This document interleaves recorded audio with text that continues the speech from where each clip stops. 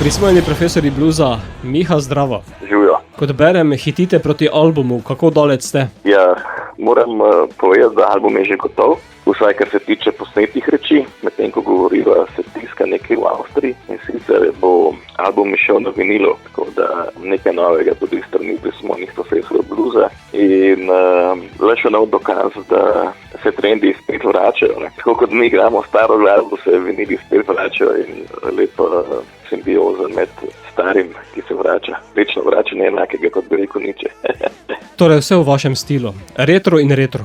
Tako je. Naslov torej že imate? Naslov albuma je Walk This Road Alone, po singlu, ki smo ga izdali par mesecev nazaj. Poleg tega pa boste tudi uradno predstavili aprila novi izdelek. Res je, v Kinu Šiški 23. aprila.